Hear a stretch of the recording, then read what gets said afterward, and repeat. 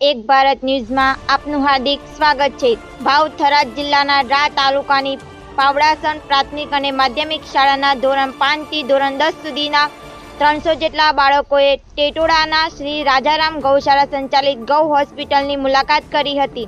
શાળામાં અભ્યાસ કરતા બાળકોમાં પ્રકૃતિ પ્રેમ, જીવદયા અને પર્યાવરણની સંતુલિત જાળવણીમાં પ્રાણીઓનું કેટલું મહત્વ હોય છે તે જાણી શકે તેવા આશયથી વિદ્યાર્થીઓએ રૂબરૂ ગૌશાળાની મુલાકાત કરીને સમજ મેળવી હતી, જેમાં બાળકોને અબૂલ નિરાધાર જીવ પ્રત્યે કેવી રીતે આપણે પશુ પ્રેમ જાગૃત થાય અને પર્યાવરણમાં પશુ આપણને કેવી રીતે મદદરૂપ થતા હોય છે એના વિશેની સંપૂર્ણ માહિતી મેળવી હતી। ત્યારબાદ બાળકોએ ગૌશાળાના કાર્યક્રમમાં ભોજન પ્રસાદ લઈને ગૌ માતાઓના દર્શન કરીને આશીર્વાદ મેળવ્યા હતા।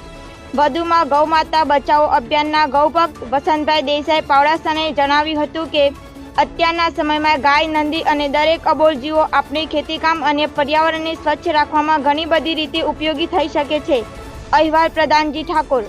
સનાતન ધર્મની અંદર ગાયને આપણે રાષ્ટ્રીય માતા તરીકે માનીએ છીએ। જો રાષ્ટ્રીય માતા તરીકે માનતા હોઈએ તો એક ગાય અવશ્ય આપણા ઘરે રાખવી જોઈએ, પાળવી જોઈએ અને એની સાચવણી કરવી જોઈએ, તો જ આ ગૌમાતાઓ બચશે। બાકી આપણે ખાલી ગૌમાતાને મા તરીકે માનીએ છીએ અને પછી ગૌમાતાને આપણે ઘરેથી તરછોડી દઈએ છીએ તો ખરેખર આ એક આપણા સૌ માટે દુર્ભાગ્યની વાત છે।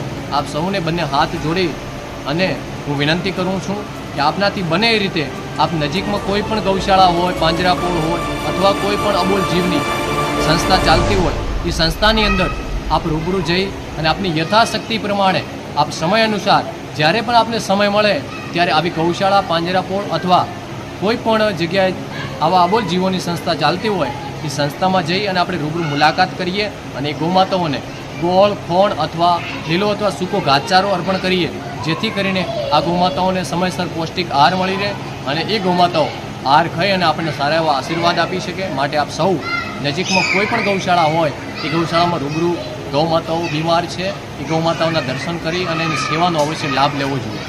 જય ગૌમાતા, જય ગોપાલ।